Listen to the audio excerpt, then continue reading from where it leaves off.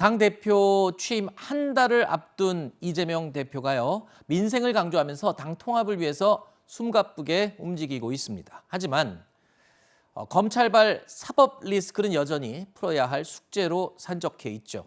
이런 가운데 이재명 대표의 측근으로 알려진 이화영 킨텍스 사장에 대한 구속영장 심사가 바로 내일 진행됩니다. 이화영 사장은 2018년부터 경기도 평화부지사로 재직했던 인물이죠. 검찰은 이 무렵부터 지난해 말까지 이 사장이 쌍방울 법인카드 여러 장으로 3억 원 정도를 사용한 것으로 파악을 하고 있습니다. 자, 이화영 사장의 구속 여부에 따라서 이재명 대표가 연루된 의혹, 바로 변호사비 대납 의혹 수사도 적잖은 영향을 끼칠 것이라는 분석이 나오고 있습니다. 일단은 이화영 사장의 구속 여부에 관심이 모이는 이유, 당연히 그 윗선 또는 그와 관련된 사람들에 대한 수사로 확산시킬 수 있기 때문이겠죠. 네, 그렇습니다. 이화영 전 대표, 사실 경기도의 전 평화부시장이기도 하지 않습니까? 이재명 대표의 핵심 측근이라고 불리는 분입니다.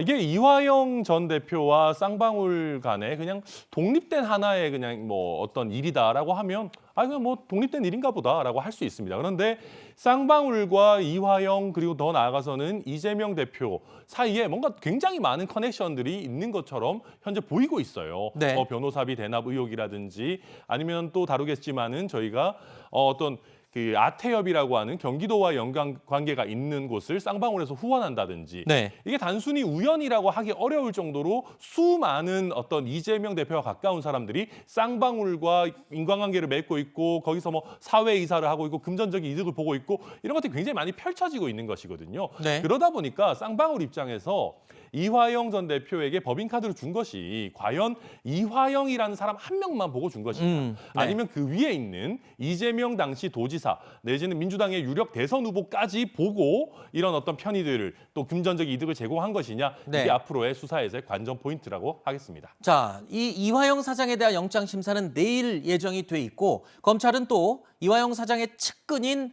A씨에 대해서도 구속영장을 청구를 했습니다. 그런데 A씨는 이 쌍방울의 직원으로 이름을 올리고 월급 명목으로 매달 200만 원씩 받은 것으로 알려지고 있는 상황에서 법원이 이 A씨에 대해서 구속영장을 이틀 전에 기각했습니다.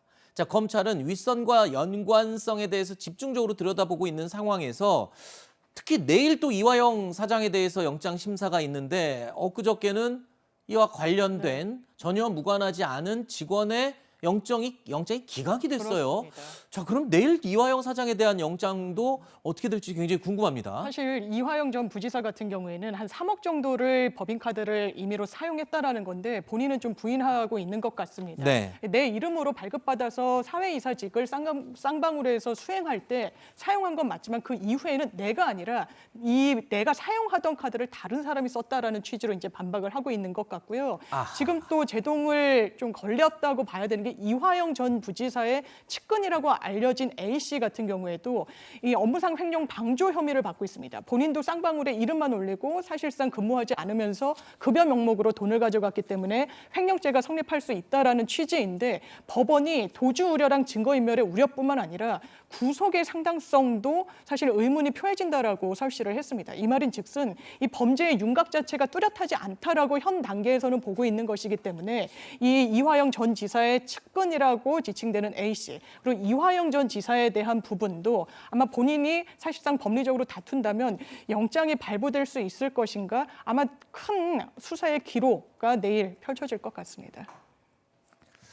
자, 그리고 또 한 가지 조금 전에 우리 위원님께서 잠깐 언급을 하셨지만 검찰이 민간단체이죠. 이 아태평화교류협회 회장과 그 관계자들을 소환해서 조사한 것으로 또 알려지고 있습니다.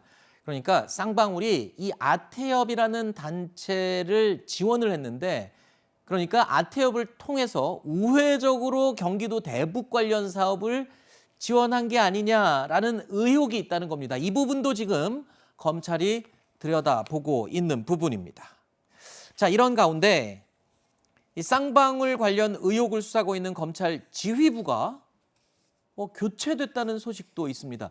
기존 지휘부인 김영록 검사가 감사원으로 발령이 됐는데요. 그리고 그 자리에 김영일 평택지청장이 온 겁니다. 수사가 속도를 내고 있는 상황에서 지휘부가 갑자기 교체가 됐는데 이게 글쎄요 내부 사정이겠지만 뭐 어떤 사정입니까? 이게 이례적인 거 아닌가요? 수사가 지금 한참 힘을 받고 있는 상황에서 지휘부가 교체가 되는 경우가 있습니까? 근데 이게 사실 이게 부장검사 단이면 모르겠습니다만은 차장검사 정도 되면은요 굉장히 네. 많은 사건을 다룹니다. 그래서 이 네. 사건 하나만을 가지고 뭐 차장검사를 교체했다라고 하는 것은 조금 지나친 우리 해석이 될 수도 있고요. 네. 사실 지난번에 그 이재명 대표에 대한 그 변호사비 대납 관련 허위사실 유포 어떤 결정문을 보더라도 공소시효 문제로 불기소는 했지만 이 변호사비 대납 문제에 대해서는 앞으로 수사할 부분들이 분명히 남아있다라는 입장을 취하지 않았습니까? 네. 그럴 정도로 저는 이미 기존 차장검사 체제에서도 충실히 수사가 이루어지고 있었던 것 아닌가 싶고요. 네. 이번 발령이 된다라고 해서 뭐 수사 강도가 무조건 뭐 더 높아진다거나 수사 속도가 더